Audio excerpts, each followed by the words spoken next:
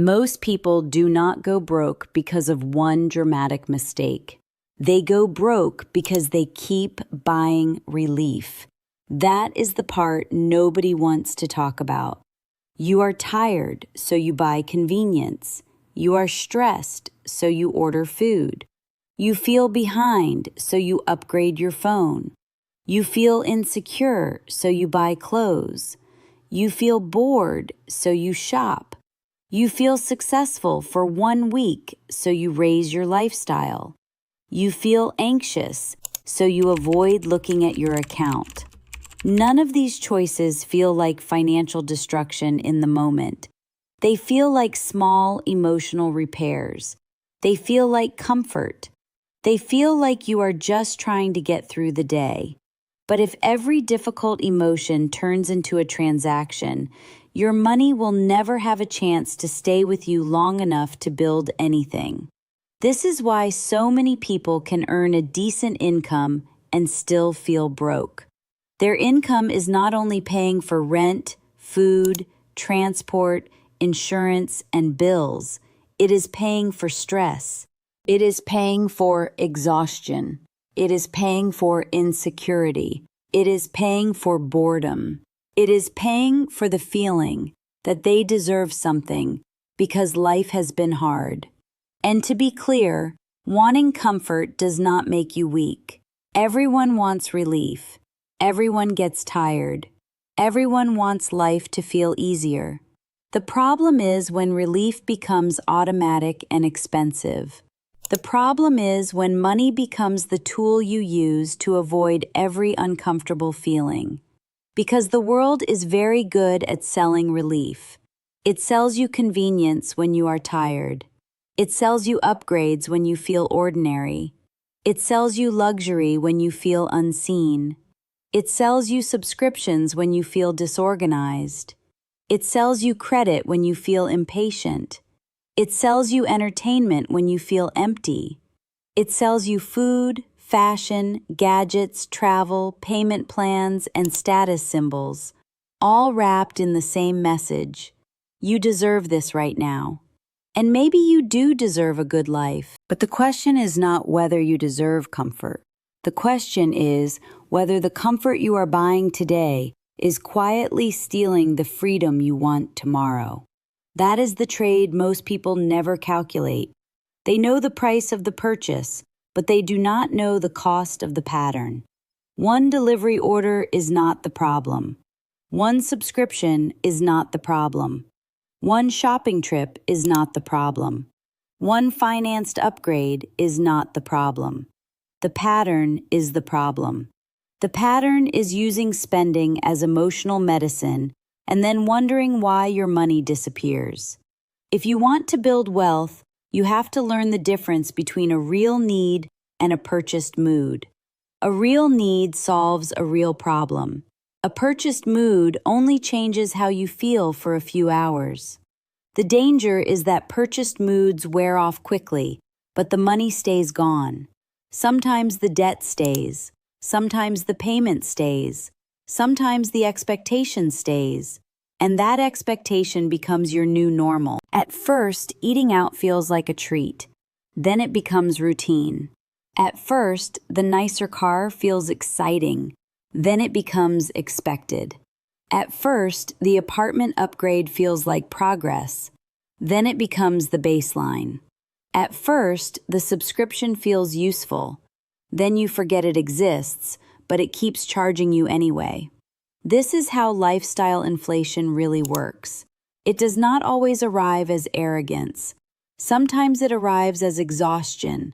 Sometimes it arrives as loneliness. Sometimes it arrives as reward. Sometimes it arrives as a quiet voice saying, "I work hard, so I should not have to think about this." But wealth requires thinking about it, not because you should live a miserable life, not because every pleasure is bad, but because money without awareness becomes easy to control. If companies know you spend when you are tired, they will make buying frictionless. If they know you spend when you are insecure, they will sell identity. If they know you spend when you are impatient, they will offer payments. If they know you avoid pain, they will make the real cost invisible.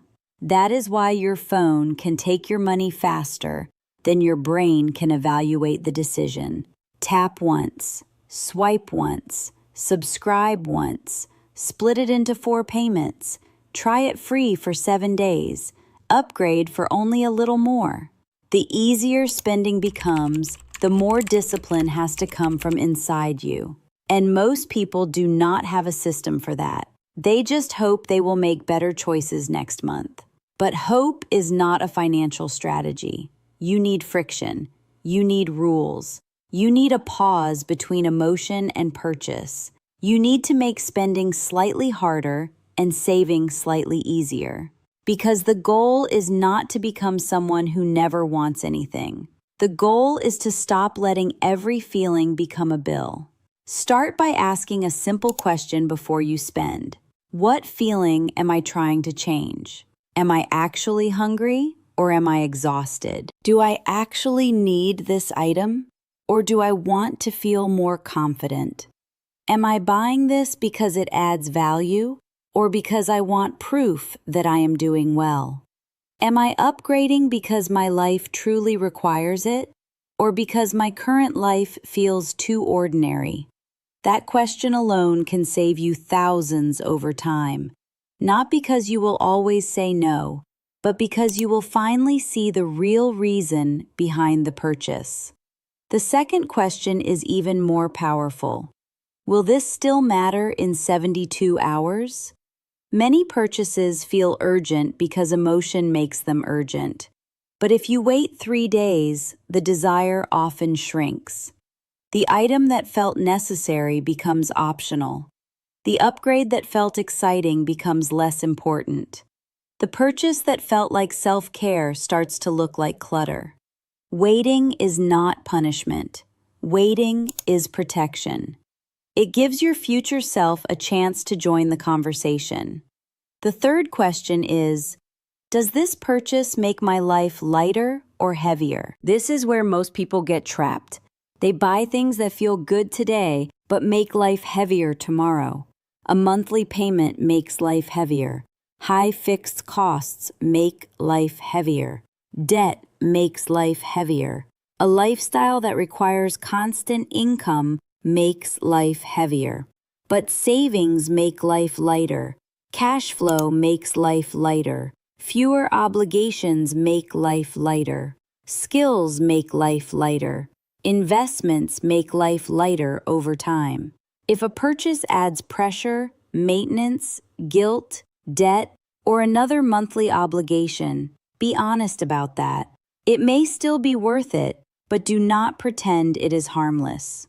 The fourth question is, what would this money become if I kept it? This question changes the scale. $50 spent every week is not just $50. It is $200 a month.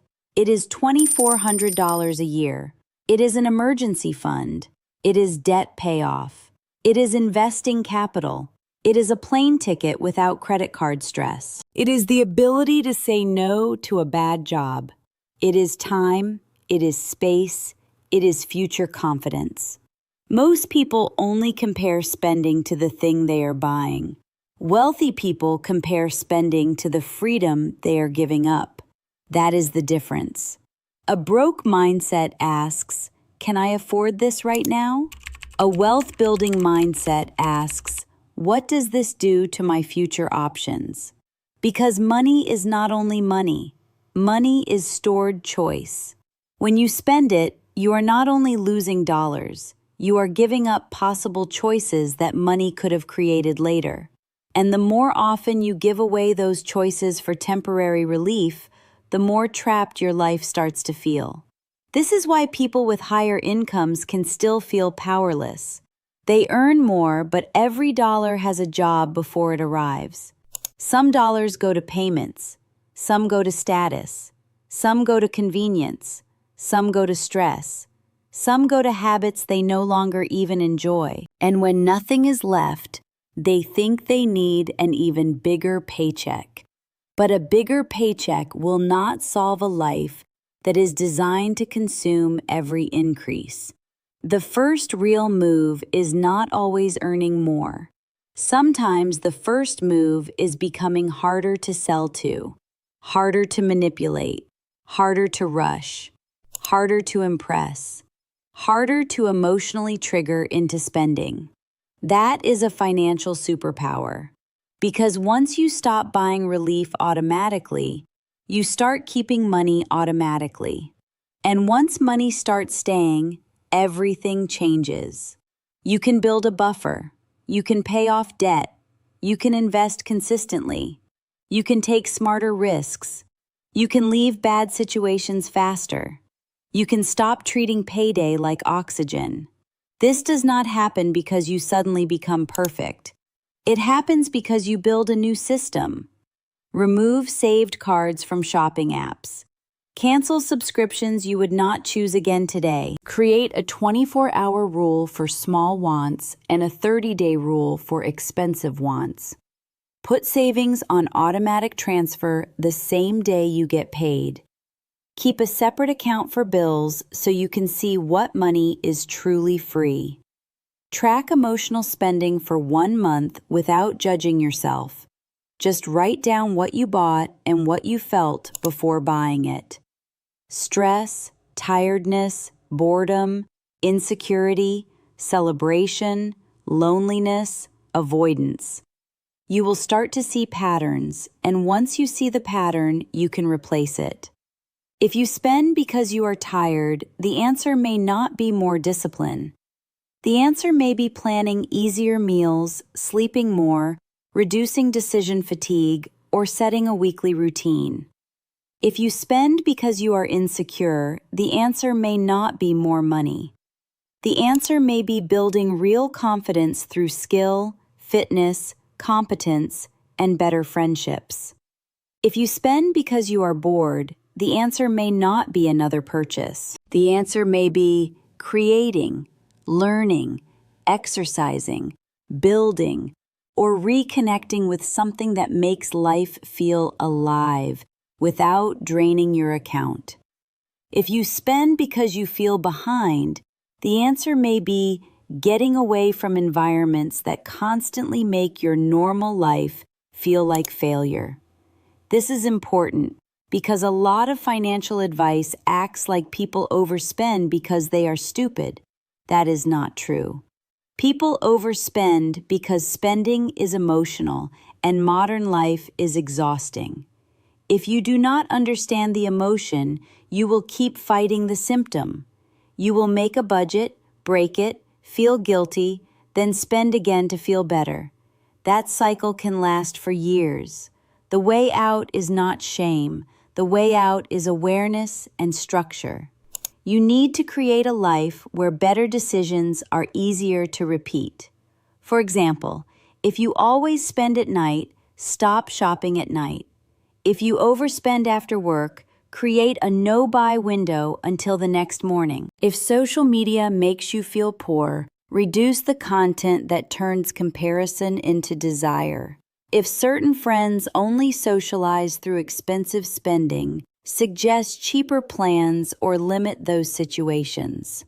If you always order food because there is nothing easy at home, keep simple meals ready. If you buy things because money sits in checking, move money out before your brain starts assigning it to wants. These moves are not dramatic. They are not impressive. But they work because they change the environment around the habit. Wealth is not built by one emotional promise. It is built by making the right behavior more repeatable than the wrong one. And the most powerful behavior is keeping a gap between income and lifestyle. That gap is where freedom grows. Every dollar in the gap is a dollar that did not get captured by emotion, marketing, pressure, or impulse. Every dollar in the gap is a small vote for the future. At first, the gap may be small. That is fine. Small gaps become larger when protected. Maybe you keep $50 more this month, then $100, then $300, then $1,000. The number matters less than the direction. You are teaching yourself that money can stay. You are proving that income does not have to disappear. You are building trust with yourself. And that trust is underrated. A person who trusts themselves with money behaves differently. They do not panic at every sale. They do not need every purchase to feel powerful. They do not chase every trend. They do not confuse spending with self-respect. They can enjoy money without being controlled by it. That is the real goal. Not to become cheap, not to become afraid of spending, not to live like life is only about spreadsheets. The goal is to spend from choice, not from emotional pressure. There is a huge difference. Buying something because you planned it, value it, and can afford it without weakening your future feels good. Buying something because you were sad, stressed, jealous, tired, or trying to prove something usually creates a different feeling afterward. It creates regret, pressure, or numbness. You know the difference. Your bank account knows the difference too. The next time you want to buy something, pause long enough to name the feeling. If the feeling is still there after the purchase was never the solution. If the stress returns, if the boredom returns, if the insecurity returns, if the emptiness returns, then money was only covering the problem for a moment. And once you see that clearly, you can stop sacrificing your future to treat symptoms. You can start building real relief. Real relief is having an emergency fund. Real relief is owing less money. Real relief is having fewer payments. Real relief is knowing you could survive a bad month. Real relief is having skills that make you valuable. Real relief is having investments quietly growing. Real relief is not needing to impress people who are not paying your bills. Real relief is being able to choose the slower, calmer, stronger path because you are not desperate. That kind of relief is not sold in a checkout cart. It is built. And it is built mostly by the money you stop giving away. This is why discipline gets misunderstood. Discipline is not about hating pleasure. Discipline is about protecting better pleasures from cheaper ones. The pleasure of ordering something tonight is real, but so is the pleasure of having money left at the end of the month.